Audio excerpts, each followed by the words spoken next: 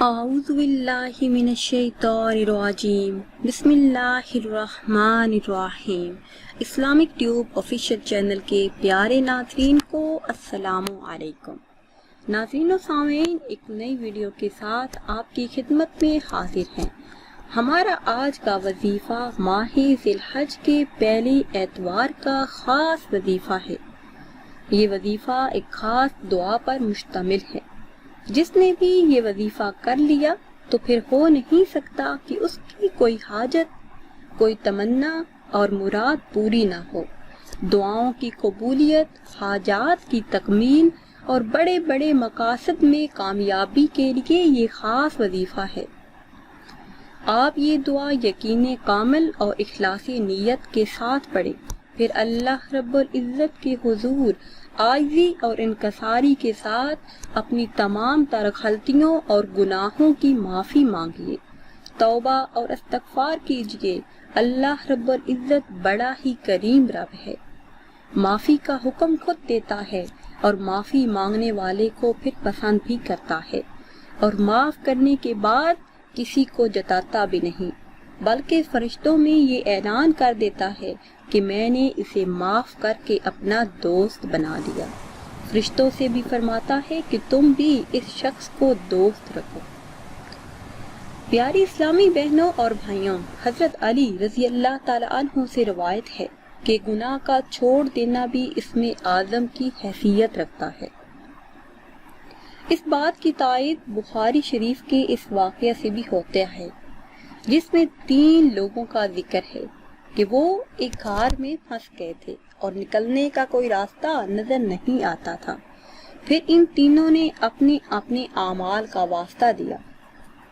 ان میں سے ایک شخص وہ بھی تھا جس نے ایک عظیم گناہ کا موقع میسر آیا، اور وہ صرف خوف الہی کی وجہ سے، اللہ پاک کے ڈر کی وجہ سے اس گناہ سے رک گیا۔ پھر اس نے وہ واسطہ اللہ رب العزت کو دیا کہ میں نے اس دن یہ گناہ نہیں کیا، صرف اللہ کے ڈر کی وجہ سے۔ تو یہ گناہ سے بچ جانا ان کے لیے پریشانی سے نکلنے کا ذریعہ بنا۔ وہ بعافیت غار سے باہر نکل آئے۔ پیاری اسلامی بہنوں اور بھائیوں، گناہ کو چھوڑ دینے والے کو اسم اعظم قرار دینا اس وجہ سے ہے کہ اس حالت میں انسان گناہوں سے محفوظ ہو کر اللہ پاک کے قریب ہو جاتا ہے، اور جب وہ اللہ پاک کا مقبول ترین بندہ بن جاتا ہے تو پھر وہ جو دعا کرتا ہے اللہ پاک اس کی دعا کو قبول فرماتا ہے۔ آپ بھی ہمارے بتائے ہوئے طریقے سے یہ کلمات پڑھ کر اللہ پاک سے اپنی گناہوں کی معافی مانگ کر اپنی حاجات طلب کریں گے تو اللہ پاک آپ کی دعاؤں کو قبول فرمائیں گے۔ نہایت ہی خاص اور مختصر سا یہ عمل ہے۔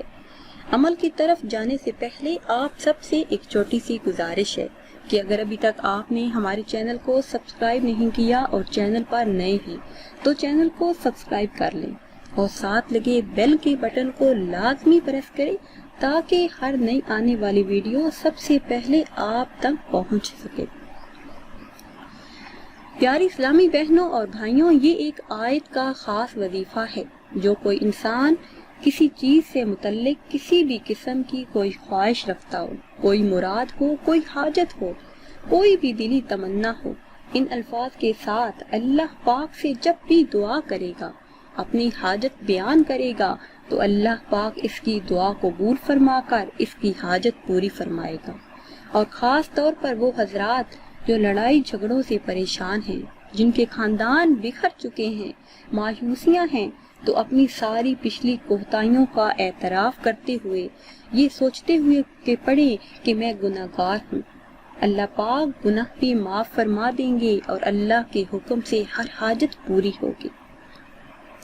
میرے ایسے تمام بہن بھائی جو رزق میں اضافہ چاہتے ہیں، جو پسند کی شادی کرنا چاہتے ہیں، جو کاروبار میں ترقی چاہتے ہیں، جو رزق میں وسعت چاہتے ہیں، وہ یہ دعا پڑھیں۔ وہ دعا ہے جو حضرت یونس علیہ السلام نے مچھلی کے پیٹ میں پڑھی تھی۔ لا الہ الا انت سبحانک انی کنت من الظالمین۔ اس دعا کے پڑھنے سے انشاءاللہ عز و جل آپ کی تمام پریشانیاں دور ہو جائیں گی۔ جو بھی دعا آپ مانگیں گے تو وہ دعا آپ کی پوری ہوگی۔